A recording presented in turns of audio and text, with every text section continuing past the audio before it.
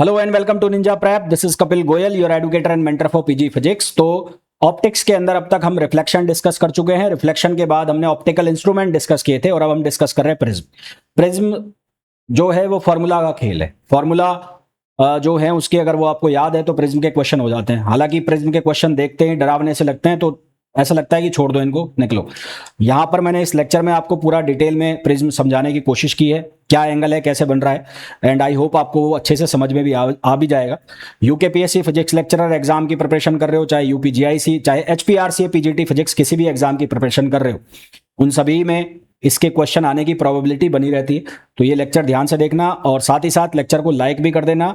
और जो वीडियो को लाइक तो करोगे ही, साथ साथ जो सब्सक्राइब है, अब तक अगर आपने चैनल को सब्सक्राइब नहीं किया है तो चैनल को सब्सक्राइब कर देना। एक बात और, बहुत सारे बच्चों के क्वेश्चन है कि इंपॉर्टेंट क्वेश्चंस लाए जाएं। भाई भरा पड़ा है चैनल इंपॉर्टेंट क्वेश्चन से, और कितने इंपॉर्टेंट क्वेश्चन लाऊं? मेरे पास जितने पेपर थे वो सारे मैंने करा दिए, है ना। अब ऐसा नहीं है कि एचपीआरसीए के लिए अलग से इंपॉर्टेंट क्वेश्चन बनेंगे, या फिर जो जीआईसी के लिए अलग से बनेंगे, या फिर यूकेपीएससी के लिए अलग से बनेंगे। वो जितने भी हैं वो सब काम के मैं हर लेक्चर के अंदर बोलता हूँ। तो थंबनेल के ऊपर अगर लिखा हुआ है कि जीआईसी, एचपीआरसीए और यूकेपीएससी, तो वो सब में काम आने वाला है। ऐसा नहीं है कि एचपीआरसी के ऊपर एचपीआर अलग से थंबनेल एचपीआरसी का है तो यूकेपीएससी वालों के लिए कोई काम का नहीं है, या जीआईसी वालों के लिए। तो वो कॉमन सा सिलेबस होता है सब में, तो वो उनको देखो। अलग अलग मैं कहाँ तक क्वेश्चन लाऊंगा, इतने जितने हैं पहले उनको करो, है ना। तो वो मेरा कहना है। तो इतने क्वेश्चंस मैं भी कहाँ से निकाल के लाऊंगा? तो जितने आपके पास अवेलेबल हैं, जितने मैंने करा रखे हैं, उनको करो। तो चलिए स्टार्ट करते हैं लेक्चर को। देखो भाई, प्रिज्म से स्टार्ट करेंगे हम लोग कि प्रिज्म क्या होता है। प्रिज्म में अलग अलग जो एंगल होते हैं उनका मतलब क्या होता है, क्या रिलेशन होता है उनके बीच में, वो सारी चीजें डिस्कस करेंगे। तो सबसे पहले प्रिज्म की बात करें। प्रिज्म एक ट्रांसपेरेंट मीडियम है। जो आपको दिख रहा है, ये 3 डायग्राम दिख रहे हैं, ट्राइंगल दिख रहे हैं। तो कुल मिलाकर यहाँ पर रिफ्रैक्टिंग सरफेसेस है, उससे बाउंड जो एरिया है उसको हम क्या नाम दे रहे हैं? प्रिज्म नाम दे रहे हैं। तो प्रिज्म एक ट्रांसपेरेंट मीडियम बाउंडेड है एरिया है जो कि रिफ्रैक्टिंग सरफेसेस से घिरा हुआ है। ये रिफ्रैक्टिंग सरफेसेस इस तरह से होती है कि एक दूसरे के पैरेलल नहीं होती। ये रिफ्रैक्टिंग सरफेसेस जो हैं ये कभी भी एक दूसरे के क्या नहीं होंगी? पैरेलल नहीं होंगी, ठीक है। साथ ही साथ एक और चीज यहां पर होती है कि रिफ्रैक्टिंग सरफेसेस जो हैं या जो प्रिज्म है उसकी एक प्रॉपर्टी होती है कि लाइट की डायरेक्शन को क्या कर सकता है? चेंज कर सकता है। ये लाइट की डायरेक्शन को क्या कर सकता है? चेंज कर सकता है। जैसे कि आपको ये डायग्राम दिख रहा है, यहां पर लाइट की डायरेक्शन ये है, फिर यहां से रिफ्रैक्शन के बाद डायरेक्शन चेंज हुई, फिर डायरेक्शन क्या हो जाएगी? चेंज हो जाएगी। तो प्रिज्म एक ऐसा मीडियम है जो, या ऐसा डिवाइस आप कह लो, जो कि ट्रांसपेरेंट मीडियम से मिलकर बना हुआ है रिफ्रैक्टिंग सरफेसेस से, और ये रिफ्रैक्टिंग सरफेसेस एक दूसरे के पैरेलल नहीं है। साथ ही साथ प्रिज्म की प्रॉपर्टी होती है कि वो लाइट की डायरेक्शन को क्या कर सकता है? चेंज कर सकता है। अब ये जो प्रिज्म है ये ट्राइंगल शेप में आपको जनरली दिखेगा। इक्विलेटरल ट्राइंगल भी हो सकता है, राइट एंगल भी हो सकता है, और राइट एंगल आइसोसेलेस भी हो सकता है। अब यहां पर जो रिफ्रैक्शन होता है प्रिज्म के थ्रू, जब प्रिज्म के थ्रू रिफ्रैक्शन होता है तो उसमें अलग अलग आपको एंगल देखने को मिलता है, अलग अलग एंगल देखने को मिलते हैं। अब ये एंगल कैसे हैं, क्या है, इनका मतलब मैं बताता हूं आपको। तो जैसे आपको यहां एक प्रिज्म दिख रहा है, एक रिफ्रैक्टिंग सरफेसेस, यहां पर 2 सरफेस है हमारे पास। ए बी एक रिफ्रैक्टिंग सरफेस है और ए सी एक रिफ्रैक्टिंग सरफेस है। तो A B and A C, A B and A C are refracting surface. तो ये दोनों जो सरफेसेस हैं, ये कौन सी सरफेसेस हैं? ए बी और ए सी रिफ्रैक्टिंग सरफेसेस हैं, ठीक है। कौन सी सरफेस है? रिफ्रैक्टिंग सरफेस है। और एक एंगल लिखा हुआ है आई। पहले मैं ए बी की अगर मैं बात करूं तो ये हो गया ए और ये हो गया बी। इसी तरह से ये एंगल हो गया ए और ये एंगल हो गया सी, या ये साइड ए सी और ये साइड ए बी है। तो ए बी साइड के लिए ये जो आई लिखा हुआ है आई, तो ये आई जो है ये है कहलाएगा एंगल ऑफ इंसिडेंस। ये जो आई है आई, ये क्या कहलाएगा? ये कहलाएगा एंगल ऑफ इंसिडेंस। आई जो है एंगल ऑफ इंसिडेंस है। तो यहां पर लिखा हुआ है तो मैं लिख नहीं रहा हूं, तो आई एंगल ऑफ इंसिडेंस है। इसी तरह से आर होगा जो होगा एंगल ऑफ रिफ्रैक्शन। तो आर वन जो होगा वो होगा angle of refraction on side A B, और इसी तरह से आर टू होगा जो होगा angle of refraction on side A C, है ना। तो एक ए सी पर एंगल ऑफ रिफ्रैक्शन है और एक ए बी के ऊपर एंगल ऑफ रिफ्रैक्शन है। तो यहां पर सबसे पहले आप क्या लगा सकते हो? आप लगा सकते हो स्नेल्स लॉ। तो ये जो रिफ्रैक्टिंग सरफेस है एक तरह से बाउंड्री का काम कर रही है। तो बाउंड्री के पहले इधर जो मीडियम है वो एयर है, तो यहां पर जो म्यू है उसकी वैल्यू हो जाएगी 1, और यहां जो प्रिज्म का रिफ्रैक्टिव इंडेक्स है वो हमें दिया हुआ है म्यू। क्या दिया हुआ है? म्यू दिया हुआ है। तो अगर मैं साइड ए बी के लिए स्नेल्स लॉ लगाऊं, ए बी के लिए अगर मैं स्नेल्स लॉ लगाऊं, तो स्नेल्स लॉ क्या कहता है? वो कहता है mu 1 sine I one equals to mu one sine I और equals to mu two sine R two. तो म्यू वन जो है उसकी वैल्यू कितनी हो गई, 1 हो गई। तो म्यू वन जो है उसकी वैल्यू हो गई 1, तो mu one sine I equals to mu two sine, और म्यू टू जो है उसकी वैल्यू हो गई म्यू, तो ये साइन आर वन हो गया। तो यहां से म्यू जो है उसकी वैल्यू आ गई साइन आई वन, और साइन आई वन क्यों लिख रहा हूं उसको, साइन आई, तो म्यू वन इक्वल्स टू आ गया sine I upon sine R one. हमने ये पढ़ा है कि अगर एंगल स्मॉल हो, एंगल अगर स्मॉल है, एंगल स्मॉल है, तो उस केस में हम साइन थीटा को क्या लिख सकते हैं, थीटा लिख सकते हैं। तो वही कंसेप्ट का यूज करते हुए मैंने साइन आई जो है उसको मैंने क्या लिख दिया, आई लिख दिया, और जो साइन आर वन है उसको मैंने क्या लिख दिया, आर वन लिख दिया। तो आई जो है उसकी वैल्यू हो गई यहां से म्यू आर वन। इसी तरह से आप ये जो रिफ्रैक्टिंग सरफेस है एसी, इसके लिए आप लिख सकते हो, यहां रिफ्रैक्टिव इंडेक्स हो गया म्यू और यहां हो जाएगा 1, तो ये बन जाएगा म्यू साइन आर टू और साइन आई। ई का मतलब है इमरजेंस एंगल, जिस एंगल पर जो रिफ्रैक्टेड रे है वो बाहर निकल रही है, that is called emergence angle. तो यहां पर क्या बनेगा, ई इक्वल्स टू हो जाएगा म्यू आर टू। तो अब एक चीज आपको और ध्यान से देखने को मिल रही है, यहां पर ये जो मीडियम है जहां से एंटर कर रही है, फिलहाल जो इस डायग्राम में आपको बता रहा हूं, जहां से एंटर कर रही है ये मीडियम है रेयर मीडियम, और ये जो मीडियम है डेंसर मीडियम। इसी तरह से ये जो मीडियम है ये डेंसर मीडियम है, और ये जो मीडियम है वो रेयर मीडियम है। तो जब रेयर से डेंसर में एंटर कर रही है तो जो रिफ्रैक्शन का लॉ है कि नॉर्मल के किधर आएगी, पास आएगी, तो नॉर्मल के जो रिफ्लेक्टेड लाइट है वो किधर आ रही है, पास आ रही है। और जब डेंसर से और रेयर मीडियम में एंटर कर रही है तो जो रिफ्रैक्शन का लॉ है कि जो नॉर्मल है उससे दूर हटेगी, तो नॉर्मल से क्या आ रही है, हट रही है, दूर हट रही है। नॉर्मल से क्या हट रही है, दूर हट रही है। तो कहीं भी आपको बेसिक्स नहीं छोड़ने, बेसिक्स आपके जो है वो पकड़ के चल रहे हैं आपको। तो यहां से मैंने दो चीजें निकाल ली। अब आप इस डायग्राम को वापस देखो जो ये मैंने बनाया हुआ है, तो यहाँ एंगल ऑफ आई मतलब एंगल ऑफ इंसिडेंस है, ये R1 है। ये नॉर्मल जो सरफेस के नॉर्मल लाइन जो हाइगन का प्रिंसिपल है, जहां पर इंसिडेंट और लाइट आएगी तो वो नॉर्मल के साथ एंगल बनाएगी, तो वो वाला नॉर्मल बनाया हुआ है। तो यहां पर देखो ये क्वाड्रिलेटरल बन गया, ये वाला, ये जो है ये एक क्वाड्रिलेटरल बन गया। वो क्वाड्रिलेटरल में अगर मैं ज्योमेट्री का यूज करूं तो ये सबसे इंपॉर्टेंट प्रॉपर्टी है प्रिज्म के अंदर। यहां से जो ज्योमेट्री लगती है, ए जो एंगल है जिसको हम प्रिज्म एंगल कहते हैं, तो ए एंगल जो है इसको हम क्या नाम देते हैं, प्रिज्म एंगल नाम देते हैं। ए जो एंगल है इसको हम प्रिज्म एंगल नाम देते हैं। तो जो क्वाड्रिलेटरल की प्रॉपर्टी है उसके अकॉर्डिंगली ए इक्वल्स टू क्या बनता है, R1 plus R2। A equals to R1 plus R2। अब ध्यान से देखो, ये यहां पर ये पूरा एंगल आई है, तो अगर ये आई एंगल है तो ये पूरा एंगल भी कितना होगा, आई, पर ये बीच में से बट गया तो ये कितना हो गया, R1 हो गया। तो यहां से अगर मैं ये पूरा एंगल देखूं तो ये पूरा एंगल भी आई के बराबर होगा। तो अगर मैं इसके दो हिस्से कर दूं, एक को R1 कर दूं और एक को डेल 1 कर दूं, तो जो डेल 1 है वो किसके बराबर हो जाएगा, वो हो जाएगा I माइनस R1। डेल 1 जो है वो किसके बराबर हो जाएगा, I माइनस R1। इसी तरह से इसको मैं पूरा कर दूं तो यहां से जो डेल 2 है वो किसके बराबर हो जाएगा, ये एंगल E है पूरा, तो ये भी E होगा, तो ये कितना हो जाएगा, E माइनस R2। ये कितना हो जाएगा, E माइनस R2। तो अब आपके पास एक ऐसा ट्राइंगल बन रहा है, ये वाला ट्राइंगल। यहां पर इन दोनों लाइन को एक्सटेंड किया, जो रेड वाली लाइन है, तो ये दोनों लाइनों को एक्सटेंड किया तो ये इस तरह से मिल रही है। यहां पर ये एंगल जो बना ये बना डेल, और ये एंगल जो बन रहा है ये बन रहा है डेल 1, और ये एंगल जो बन रहा है डेल 2। तो ऑब्वियस सी बात है ये जो डेल एंगल है ये कितना होगा, ये एंगल जो बनेगा डेल एंगल, ये किसके बराबर बनेगा, डेल 1 प्लस डेल 2। ये आप कैसे निकालोगे, बहुत आसान है। पहले ये ट्राइंगल बनाया आपने, तो ट्राइंगल के तीनों जो एंगल है उनका सम कितना होगा, उनका सम होगा 180 डिग्री, है ना। तो ये एंगल प्लस ये एंगल प्लस ये एंगल, तो मान लो ये एंगल जो है ये एंगल बी है, या ये एंगल को आप थीटा नाम दे दो, तो theta plus del 1 plus del 2 ये कितना हो जाएगा, 180 डिग्री। तो यहां से थीटा की वैल्यू कितनी हो जाएगी, 180 डिग्री माइनस डेल 1 और प्लस डेल 2। आपको ये डेविएशन एंगल निकालना है, जो डेल है इसको हम कहते हैं डेविएशन एंगल। तो ये एक लाइन पर आ गए, ये दोनों एक लाइन पर आ गए, तो डेल किसके बराबर होगा, पाई या 180 डिग्री माइनस थीटा। तो ये जो एंगल है ये कितना होगा, 180 डिग्री माइनस थीटा। तो ये थीटा की वैल्यू यहां डालोगे तो डेल की जो वैल्यू है वो कितनी बन जाएगी, डेल 1 प्लस डेल 2। तो वो मैंने यहाँ डायरेक्ट लिखा है डेल 1 प्लस डेल 2। तो डेल 1 की वैल्यू डालोगे तो वो कितना हो जाएगा, I माइनस R1। डेल 2 की वैल्यू डालोगे तो वो कितना हो जाएगा, E माइनस R2।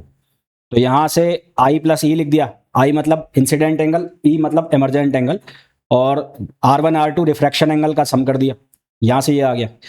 अब मैंने यहां पर लिखा कि I जो है वो म्यू R1 के बराबर है, वो लिख दिया मैंने। फिर यहां से E equals to mu R2 है, वो मैंने यहाँ मेंशन कर दिया। तो मैंने यहाँ पूरे में से कॉमन निकाल लिया, इसमें से म्यू कॉमन निकाल लिया मैंने, तो R1 प्लस R2 बना। पूरे में से कॉमन निकाल लिया R1 plus R2 into mu minus 1, और R1 प्लस R2 की वैल्यू कितनी हो गई, म्यू ए हो गई, सॉरी। तो जो हमारे पास डेविएशन एंगल है वो कितना आ जाता है, A म्यू माइनस 1, जो कि आपको याद रखना है।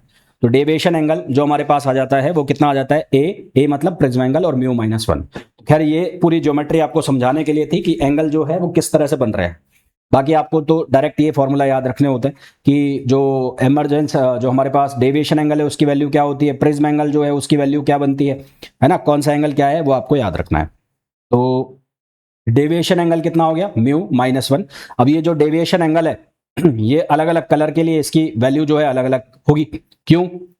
क्योंकि जो रिफ्रैक्टिव इंडेक्स है वो अलग अलग कलर की लाइट के लिए अलग अलग होगा। जैसे कि अगर मैं वॉयलेट और रेड कलर के लिए बात करूं तो वॉयलेट कलर के लिए जो उसका रिफ्रैक्टिव इंडेक्स है वो रेड कलर से क्या होता है, ज़्यादा होता है।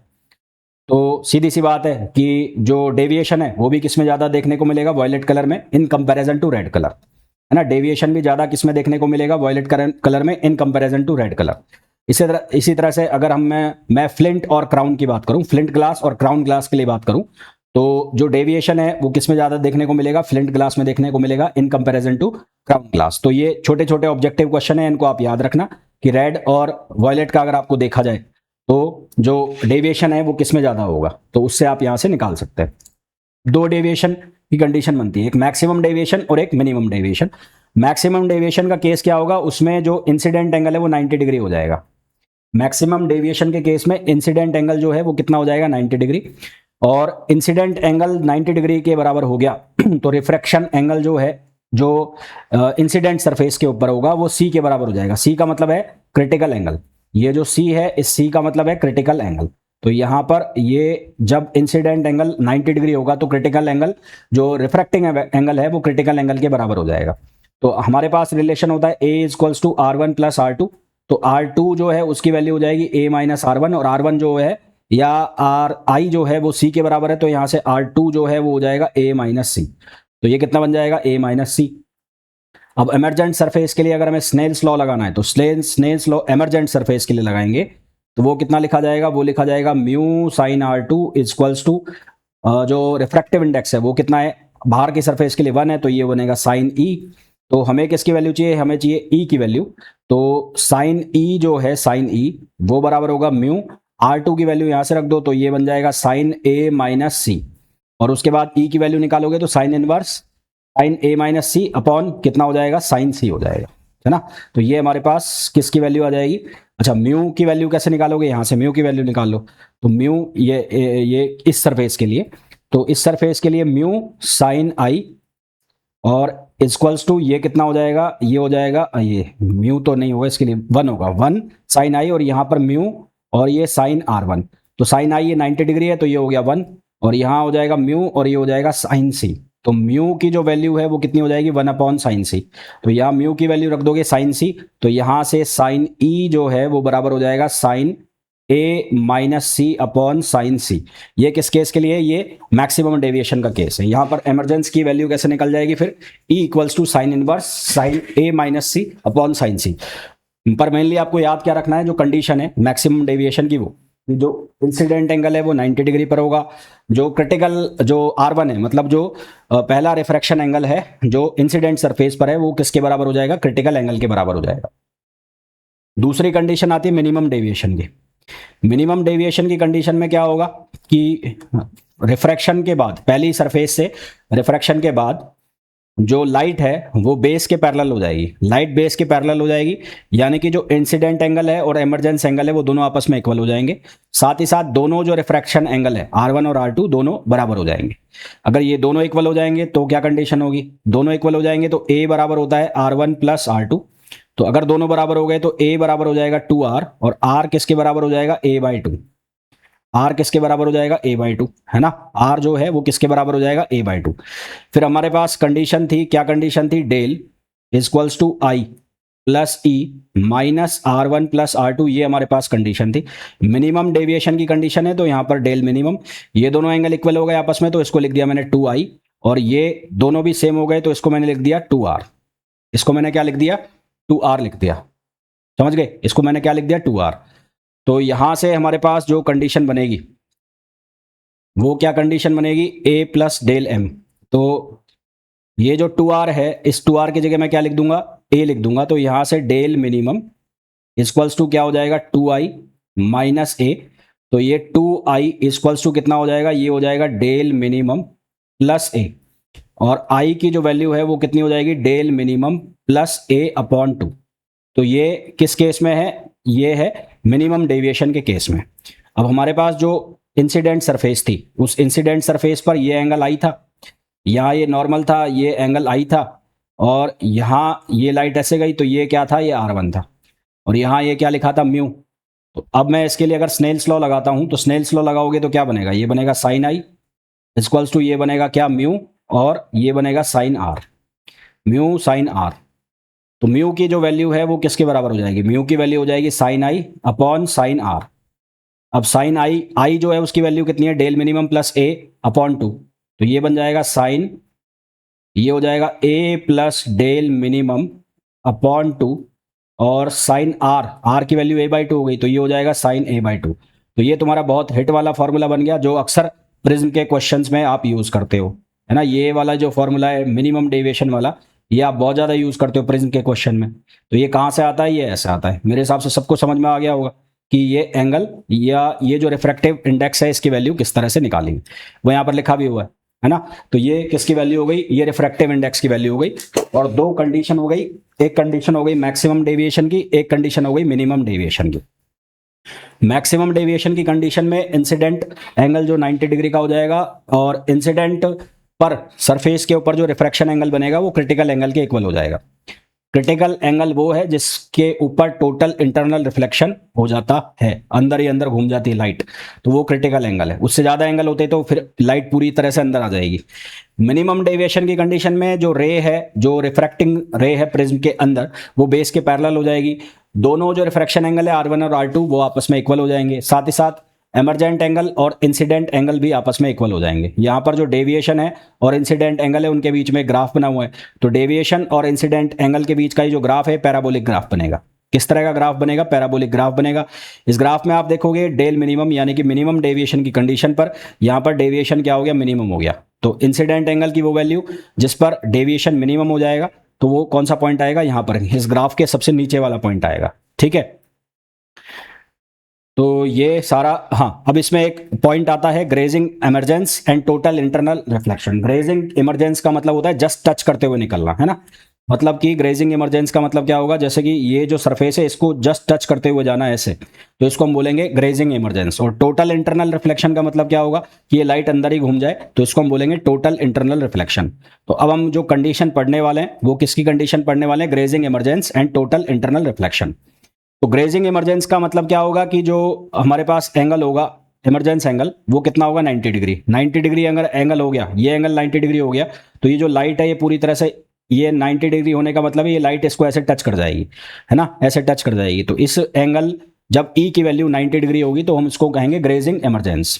तो जब इमरजेंट रे जो ट्रेवल कर रही है along the surface of the prism 90 degree angle बना दे फ्रॉम सेकंड सरफेस से, किसके साथ, with the normal at second surface, तो इसको हम क्या कहते हैं, ग्रेजिंग इमरजेंस कहते हैं।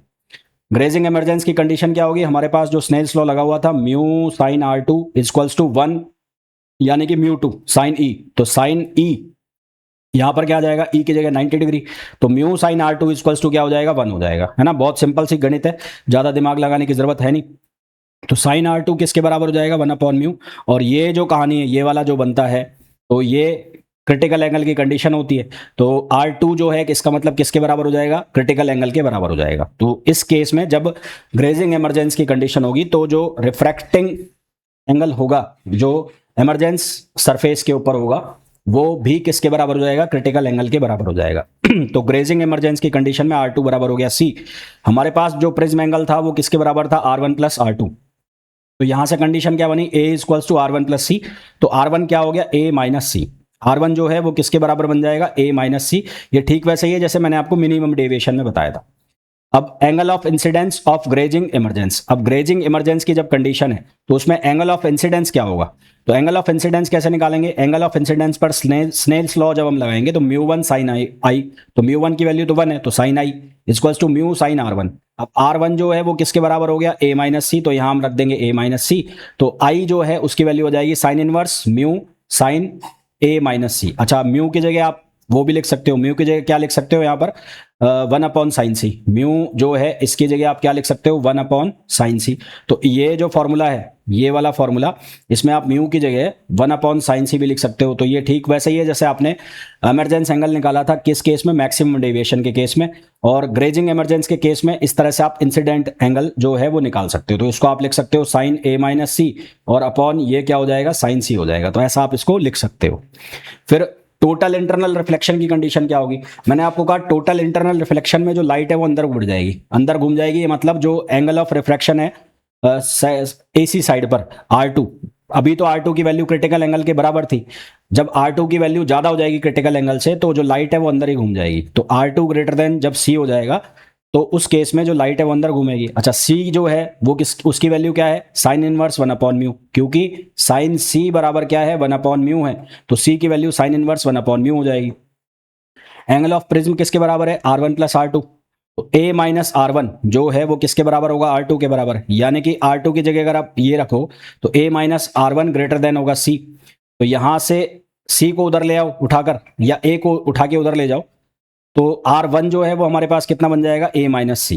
R1 मतलब जो रिफ्रैक्शन एंगल है इंसिडेंट सरफेस के ऊपर, तो वो लेस देन हो जाएगा किससे, A - C से। तो refracting angle at first surface is less than A - C से इसकी वैल्यू क्या हो जाएगी, कम हो जाएगी। तो ये कंडीशन में जो एमरजेंट सरफेस है उसके ऊपर टोटल इंटरनल रिफ्लेक्शन की कंडीशन लग जाएगी। उसके ऊपर किसकी कंडीशन लग जाएगी, टोटल इंटरनल रिफ्लेक्शन की कंडीशन लग जाएगी। क्या मेरी बात यहां तक क्लियर है ना। तो यहां तक मेरी बात अच्छे से आपको क्लियर होगी। अब लिमिटिंग कंडीशन क्या होगी, लिमिटिंग कंडीशन के लिए इमरजेंस वाली कंडीशन की R2 किसके बराबर हो जाए, C के बराबर हो जाए।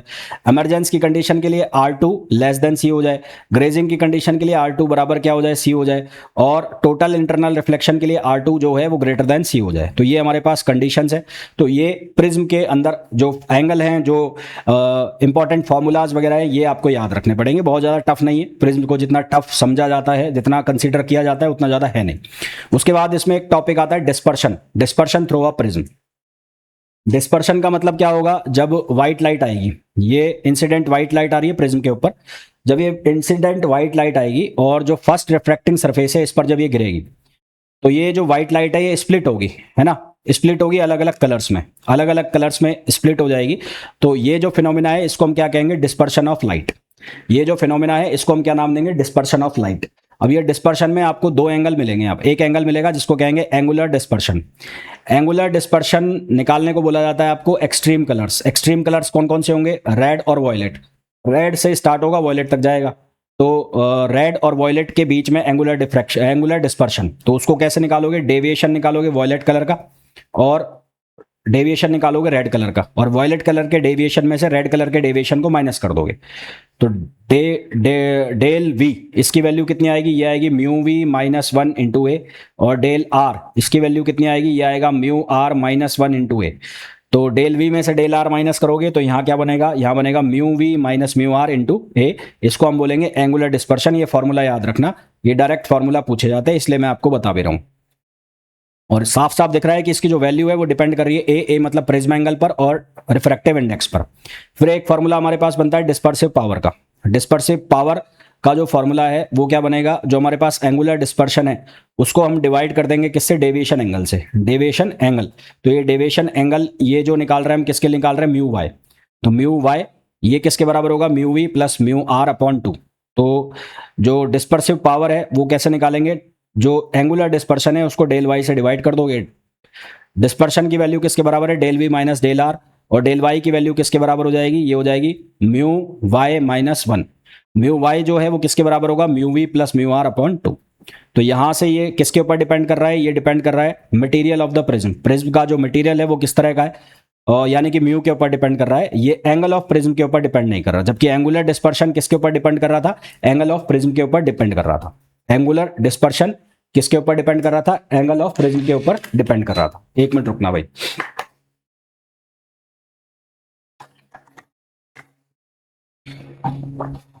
फिर आगे देखो।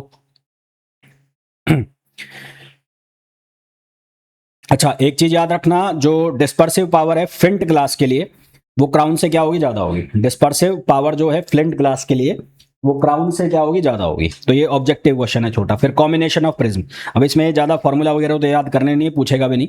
आपको मेन इंपॉर्टेंटली ये याद रखना है कॉम्बिनेशन में कि यदि डिस्पर्शन विदाउट डेविएशन है, डिस्पर्शन विदाउट डेविएशन है तो उसको हम कहेंगे chromatic combination. Dispersion without deviation, dispersion without deviation उसको हम कहेंगे क्रोमेटिक डेविएशन, और डेविएशन विदाउट डिस्पर्शन उसको हम कहेंगे एक्रोमेटिक कॉम्बिनेशन, है ना। दो कॉम्बिनेशन बनेंगे, एक बनेगा क्रोमेटिक, एक बनेगा एक्रोमेटिक। तो क्रोमेटिक जो बनेगा उसमें क्या होगा, डिस्पर्शन विदाउट डेविएशन, डिस्पर्शन हो जाएगा, डेविएशन नहीं होगा, तो उसको हम कहेंगे क्रोमेटिक। दूसरा है डेविएशन विदाउट डिस्पर्शन, उसमें डेविएशन हो जाएगा, डिस्पर्शन नहीं होगा, तो उसको हम कहेंगे एक्रोमेटिक।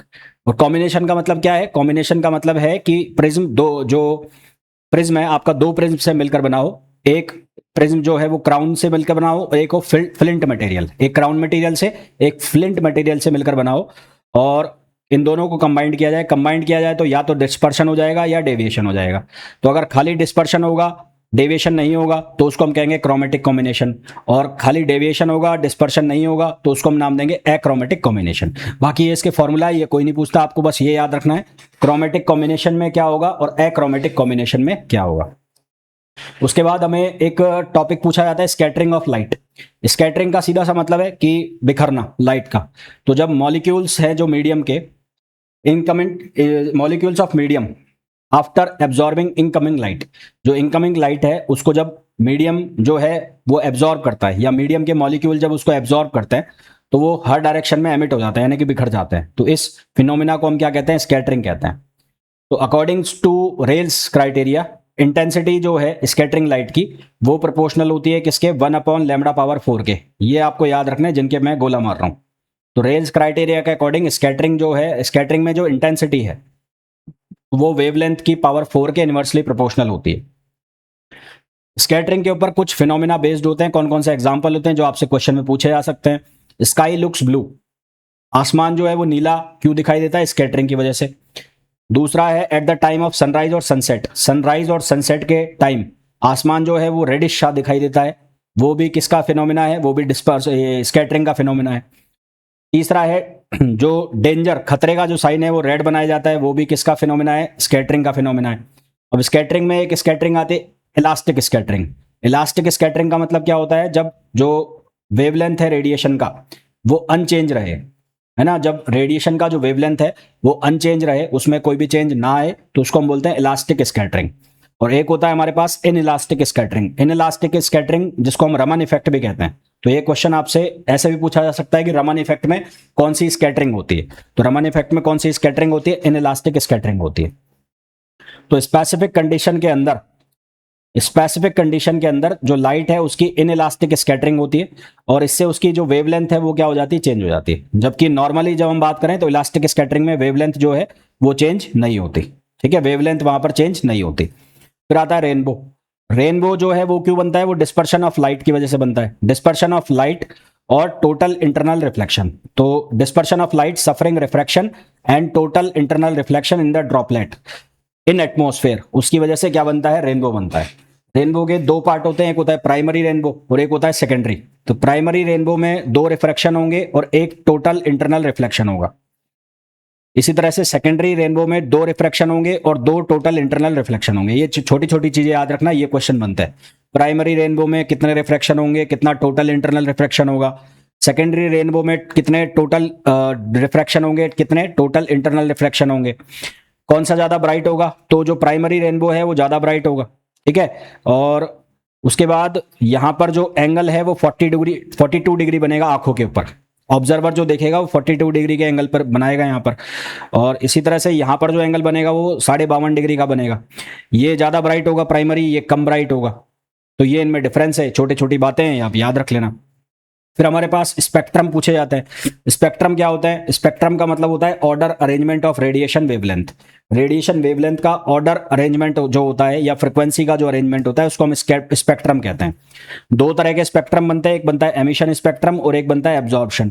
एमिशन स्पेक्ट्रम का मतलब होगा लाइट जब एमिट होगी उससे जो स्पेक्ट्रम बनेंगे that is called emission spectrum, और लाइट जब एब्जॉर्ब होगी उससे जो स्पेक्ट्रम बनेंगे that is called absorption spectrum. ठीक, तो ये सारा यहाँ पर लिखा हुआ है कि एमिशन स्पेक्ट्रम में 3 तरह के स्पेक्ट्रम बनेंगे, कंटिन्यूअस, लाइन और बैंड।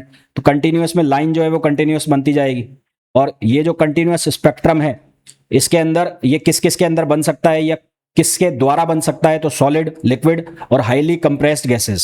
सॉलिड से भी बन सकता है, लिक्विड से भी बन सकता है, हाईली कंप्रेस्ड गैसेस से भी बन सकता है। एग्जांपल, जो सन से लाइट आ रही है ना, या जो बल्ब से लाइट आ रही है, या जो कैंडल फ्लेम से लाइट आ रही है, तो वो कंटिन्यूअस एमिशन स्पेक्ट्रम बनाता है। लाइन स्पेक्ट्रम कहां से बनेगा? लाइन स्पेक्ट्रम बनेगा, उसका सोर्स क्या होगा? तो excited source in atomic state. Atom जब अपनी एक्साइटेड स्टेट में होगा तो उससे लाइन स्पेक्ट्रम बनाएगा। लाइन स्पेक्ट्रम में डिस्टिंक्ट लाइन दिखेगी अलग अलग, जो कि ब्राइट लाइंस होंगी। और इसका जो एग्जांपल है helium mercury vapour, helium mercury vapour की जो स्पेक्ट्रल लाइंस बनेगी वो लाइन स्पेक्ट्रम बनाएगी। सोडियम वेपर या एटॉमिक हाइड्रोजन से लाइन स्पेक्ट्रम बनेगा। बैंड स्पेक्ट्रम में क्या होगा? यहां पर ब्राइट बैंड्स बनेंगे, जोन बनेंगे, ब्राइट बैंड्स। और ये किससे बनेंगे? ये मॉलिक्यूलर, यहां पर एटॉमिक स्टेट की एक्साइटेड स्टेट में, यहां पर मॉलिक्यूलर स्टेट की एक्साइटेड स्टेट में बनेंगे। इसके एग्जांपल हो जाते हैं स्पेक्ट्रा ऑफ मॉलिक्यूलर हाइड्रोजन और कार्बन मोनोऑक्साइड और अमोनिया, ये इसके एग्जांपल हो जाते हैं। ठीक है, अब करते हैं कुछ क्वेश्चंस। तो क्वेश्चन देखो भाई, क्वेश्चन है, पहला क्वेश्चन है, when light rays are incident on a prism angle of 45 degree. Prism angle जो है उसकी वैल्यू दी हुई है, यानी कि एंगल ऑफ इंसिडेंस उसकी वैल्यू दी है 45 degree. Minimum deviation is obtained, minimum deviation obtain कर लिया जाता है। मिनिमम डेविएशन कब ऑब्टेन किया जा रहा है? जब एंगल ऑफ इंसिडेंस है 45 degree. If refractive index of material is √2 then angle of prism will be. तो हमारे पास फॉर्मूला होता है mu equals to sine I upon sine A by 2। ये मिनिमम डेविएशन का है। आई की जगह आप वो भी लिख सकते हो a plus del M upon 2, पर जब आपको इंसिडेंट एंगल दे रखा है तो मैं क्यों लिखूं? तो अब यहां पर म्यू की वैल्यू आपको गिवन है, म्यू की वैल्यू कितने गिवन है? √2। आपको इंसिडेंट एंगल दे रखा है कितना? 45। तो यहां पर हो गया है साइन 45, और यहां पर हो गया है कितना? Sine a by 2। तो यहां जब आप वैल्यू रखोगे तो sine a by 2, sine 45 degree की वैल्यू कितनी हो जाएगी? 1/2, है ना। साइन 45 की वैल्यू हो जाएगी 1/√2, 1/√2 हो जाएगी। और ये वाला जो √2 है ये भी आ गया यहाँ पर, ये। तो यहां से साइन a/2 जो है उसकी वैल्यू हो जाएगी, साइन a/2 की वैल्यू 1/2। तो यहां से 1/2 कब होगा? जब 1/2 होगा 30 डिग्री पर, तो ये 30 डिग्री हो गया। और a की जो वैल्यू है वो कितनी हो जाएगी? 60 डिग्री। तो हमारे पास जो आंसर है वो कितना आ जाएगा? 60 डिग्री आ जाएगा। अब ये क्वेश्चन तभी होगा जब फॉर्मूला याद है, नहीं तो नहीं होगा। दूसरा क्वेश्चन है, मिनिमम डेविएशन की कंडीशन है, रिफ्रैक्टिव इंडेक्स दिया हुआ है। तो minimum deviation for a prism of refractive index 1.5। तो म्यू जो है उसकी वैल्यू है 1.5, और मिनिमम डेविएशन जो एंगल ऑफ प्रिज्म के बराबर है, यानी कि डेल्टा मिनिमम इक्वल्स टू है a। ये आपको कंडीशन दी हुई है। एंगल ऑफ प्रिज्म बताना है, तो एंगल ऑफ प्रिज्म यानी कि a की वैल्यू बतानी। तो आपके पास फॉर्मूला होता है mu equals to sine a plus del M upon 2, और यहां से होता है साइन a/2। तो अब डेल एम किसके बराबर है? a के बराबर है। तो यहां वैल्यू रखो, जो इंडेक्स है उसकी वैल्यू 1.5, तो ये a प्लस डेल एम यानी कि 2 हो जाएगा। तो 2a, तो यहां बचेगा साइन a, तो यहां बचेगा साइन a, क्योंकि ऊपर 2a होगा तो 2a/2, तो साइन a बचेगा। और यहां हो जाएगा साइन a/2। यहां फॉर्मूला यूज कर लो साइन 2 थीटा का, 2 साइन थीटा कॉस थीटा, तो ये बन जाएगा 2 साइन a/2 और कॉस a/2। और इधर जो है वो हो जाएगा साइन a/2। तो साइन a/2 से साइन a/2 कट गया, तो यहां पर बच गया कॉस a/2। तो 2 कॉस a/2 ये बराबर हो गया 1.5 के। 2 कॉस a/2 ये बराबर हो गया 1.5 के। यहां से कॉस a/2 जो है उसकी वैल्यू आ जाएगी 0.75। कॉस a/2 की वैल्यू जो है वो आ जाएगी 0.75। ठीक है, तो अब यहां से आपको इसकी वैल्यू निकालनी है। तो वैल्यू निकालोगे तो आंसर जो आएगा तुम्हारे पास 82 डिग्री आएगा। ये मैंने सॉल्व कर लिया है, तुम कर लेना। यहाँ पर वैल्यू भी दी है कॉस 41 डिग्री की, तो कॉस 41 डिग्री की वैल्यू होती है 0.75, तो 0.75 ही आ रहा है। तो ये a/2 जो है उसकी वैल्यू आएगी, कितनी आएगी? 41 डिग्री। आपको चाहिए a की वैल्यू, तो 41 इंटू 2 कर दोगे तो ये आ जाएगा 82। तो आंसर हमारे पास क्या आ जाएगा? 82 आ जाएगा। अगला क्वेश्चन है, प्रिज्म के लिए म्यू की वैल्यू दी है, रिफ्रैक्शन एंगल दिया हुआ है 30 degree. The deviation of monochromatic ray incident normally on one of its surface, sine 48 degree 36 minutes की वैल्यू दी हुई है। तो mu equals to sine I upon ये हो जाएगा साइन ए, ठीक है, रिफ्रैक्शन एंगल साइन आर। तो म्यू की जो वैल्यू है वो 1.5 है, और यहां पर हो गया साइन आई, और अपॉन ये कितना हो गया साइन 30 डिग्री। साइन 30 डिग्री होता है 1/2, तो यहां से साइन आई जो है उसकी वैल्यू बन जाएगी 0.75। इसको सॉल्व करेंगे तो आई जो है उसकी जो वैल्यू आएगी वो आएगी 48 डिग्री और 36 मिनट, क्योंकि 0.75 आ गया ना, तो ये एंगल हो गया हमारे पास। अब हमें क्या निकालना है, डेविएशन। डेविएशन जो है वो किसके बराबर होता है, वो बराबर होता है आई माइनस ए। एक सरफेस के ऊपर मैंने आपको बताया था, तो ये डेल वन की जो वैल्यू निकाली थी, ये जो है तो ये डेल जो है उसकी वैल्यू निकाली थी हमने, कितनी निकाली थी, आई माइनस ए। तो जो ए है एंगल ए, उस एंगल ए की वैल्यू कितनी है, आई आर आएगा, ये ए नहीं आएगा, आर आएगा ये। तो यहां पर मैंने निकाला था ऐसे, ये बनाई थी, ये बना था आई, और ये ऐसा गया था, ये यहां से इस तरह से आर बना था, R1, और ये पूरा मैंने बोला था क्या है, डेल, ये छोटा सा एंगल है डेल, तो ये डेल जो है डेल वन, ये किसके बराबर बनेगा, आई माइनस R1। तो डेल वन, आई जो है एंगल आई, उसकी वैल्यू कितनी हो गई 48 डिग्री और 36 मिनट, माइनस R1। तो R1 उसमें से माइनस करो, R1 मतलब ये 30 डिग्री, तो 30 डिग्री माइनस कर दोगे तो एंगल जो बचेगा 18 डिग्री के आसपास बचेगा, 18 डिग्री 36 मिनट। तो आंसर क्या आ जाएगा, 18 degree 36 minute. Next, angle of prism is 30 degree and refractive index is √2, one of his surface is silvered. मतलब एक सरफेस को सिल्वर्ड कर दिया तो वापस घूम जाएगी, लाइट ट्रेस हो जाएगी, रिट्रेस कर जाएगी। तो एंगल ऑफ इंसिडेंस की हमें वैल्यू बतानी है जिस पर कि लाइट जो है वापस आ जाए। तो हमारे पास म्यू इक्वल्स टू क्या बनेगा, ये बनेगा इंसिडेंट सरफेस के ऊपर sign I upon sign R1। तो म्यू जो है उसकी वैल्यू √2, तो यहां से साइन आई, और जो रिफ्रैक्शन एंगल है वो दे रखा है 30 degree. Angle of prism is 30 degree and it's refractive index is √2। तो ये मिनिमम डेविएशन वाली कंडीशन अगर हम लगाएं तो नहीं, मिनिमम डेविएशन की तो नहीं लगेगी। At what angle of incidence a ray should be incident on one of surface so that after reflection from the silvered surface it retrace. तो रीट्रेस का मतलब है ऐसे गिरी और ऐसे ही वापस हो गई, ऐसे। तो यहां पर जो साइन आर है, तो वो आर एंगल जो है ए जो है वो किसके बराबर होता है, R1 प्लस R2। तो R2 यहां पर क्या हो जाएगा, जीरो हो जाएगा, R2 जीरो हो जाएगा। तो ए जो है वो किसके बराबर हो जाएगा, R1, यानी कि 30 डिग्री हो जाएगा। तो यहां से हम क्या लिख देंगे इसको, यहां से लिख देंगे साइन 30 डिग्री। तो साइन आई जो है वो किसके बराबर हो जाएगा, वो हो जाएगा √2 इंटू साइन 30 डिग्री। तो ये हो जाएगा √2 और साइन 30 डिग्री की वैल्यू 1/2। तो आंसर हमारे पास कितना बनेगा, 1/√2। 1/√2 यानी कि आई की वैल्यू कितनी हो जाएगी, 45 डिग्री। तो आंसर हमारे पास कितना हो जाएगा, 45 degree. The refraction angle of prism A, refracting index of material of prism is cot A/2, the angle of minimum deviation mu equals to होता है sine A plus del M upon 2 upon sine A/2। तो यहां mu की value लिखी हुई है cot A/2, तो ये वैल्यू लिखी हुई है कॉट A/2, ये लिखा हुआ है कॉट A/2, और यहां ये एज इट इज लिख दो sine A plus del M upon 2 और अपॉन साइन A/2। तो कॉट को आप लिख सकते हो कॉस अपॉन साइन लिख सकते हो। तो साइन A/2 कट जाएगा, तो यहां से बचेगा कॉस A/2 और ये बचेगा sine A plus del M upon 2।